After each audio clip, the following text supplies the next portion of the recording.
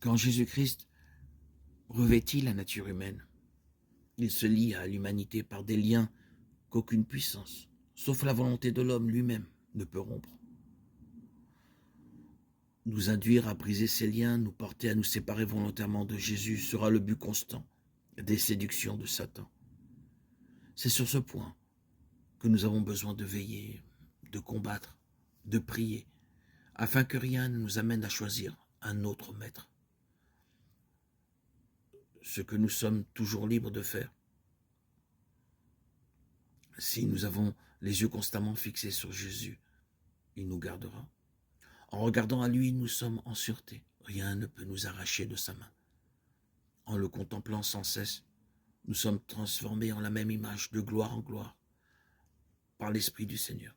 2 Corinthiens 3, 18. C'est ainsi que les premiers disciples parvinrent à la ressemblance du Sauveur. Quand ils entendirent ces paroles, ils sentirent qu'ils avaient besoin de lui.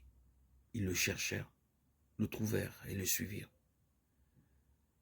Ils vécurent avec lui à la maison, à table, dans les champs, comme des élèves avec leur maître, recevant chaque jour les vérités qui tombaient de ses lèvres.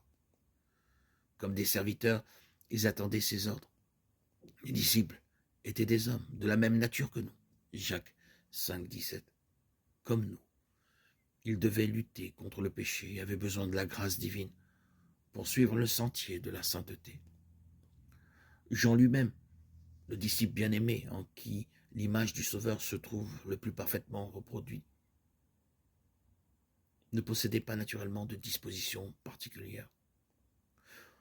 Non seulement il était impérieux et ambitieux, mais encore impétueux et irritable sous l'offense. Toutefois, à mesure que le caractère divin se révéla à lui, il eut conscience de ses imperfections et en fut humilié. La force et la patience, la puissance et la tendresse, la majesté et la douceur qu'il contemplait dans la vie quotidienne du Fils de Dieu remplissaient son cœur d'admiration et d'amour. Jour après jour, son âme était attirée vers lui, et le moi, absorbé par l'amour de son maître. Son caractère susceptible et ambitieux céda à la puissance de Jésus. Son cœur fut changé par l'influence régénératrice du Saint-Esprit. L'amour du Sauveur transforma son caractère. C'est là le résultat certain de l'union avec Jésus.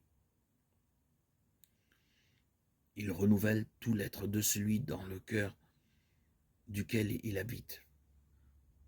Son esprit et son amour touchent le cœur, subjuguent l'âme et élèvent les pensées et les désirs vers le Dieu du ciel.